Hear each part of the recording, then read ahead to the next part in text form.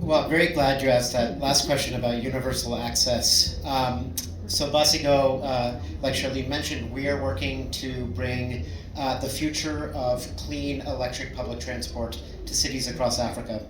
And why did we decide to focus on public transport? Because it is still the heart of the urban mobility ecosystem in most African cities. A recent study by the government of Kenya found that 58.7% of people living in Nairobi use a bus every single day in order to just go about their daily life. 58.7%. That's very different from my home country of the US, where we all drive around in our private passenger cars. So buses are the most affordable and accessible means of public transport. And by bringing electric buses into this economy, we're basically bringing sustainable transport to the vast majority of citizens. And this has had particular meaning, I think, in the last year, because we all know what's happening with diesel prices. If you live in Africa, diesel prices across the continent have risen significantly. And what we're hearing consistently now from bus operators in Nairobi, from bus operators in Kigali, is that they're under a lot of pressure. They are not able to even break even on their bus operations unless bus fares rise. Already today, here in the city of Nairobi, for bottom of the pyramid customers, public transport, just mobility, paying for buses, paying for bodas, could be as much as 1/3 to 1/2 of your daily wallet. Okay? So when we talk about universal access, we need to talk about affordability. And what we didn't expect when we started Basigo is that actually our introduction of electric buses could have a deflationary effect on the cost of public transport. Right now, the cost of our electric buses, especially with our financing model, they are a significant reduction in cost for bus operators. So this actually allows them to compete even at lower fares, bringing more affordable access to public transport.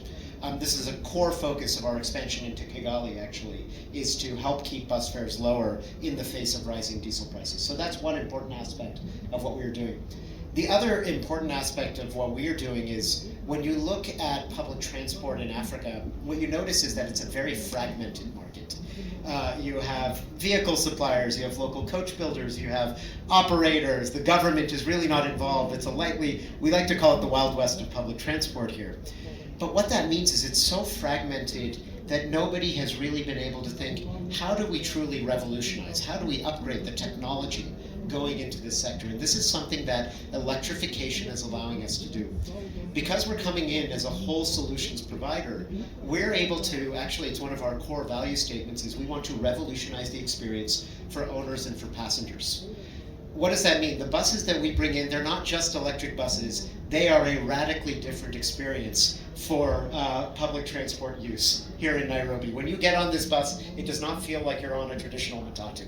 Nothing close. It feels like you're on a proper modern bus with leather seats, with Wi-Fi, with USB charging there.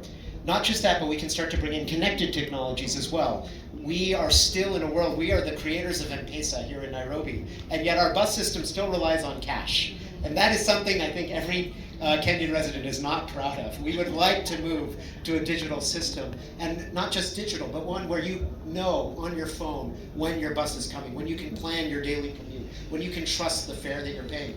And electric, the fact that we are able to revolutionize the entire experience allows us to integrate these technologies and just completely change how public transport is used. So these are the kinds of things that we're doing to improve universal access, but then just upgrade the entire public transport experience. Because the last point I want to make, we talk a lot about how we are bringing electric buses to Kenya because there's already 90% renewable energy here. So yes, it has significant carbon impact from that. But the thing we don't talk about enough is the greatest CO2 impact we can have is to create public transport that's so aspirational, that's so comfortable, that's so convenient that somebody gets out of their private passenger car and gets into a bus. That, as Nairobi grows from 5 million people to 10 million people, that is the most important thing that we can do. And that goes well beyond just going electric.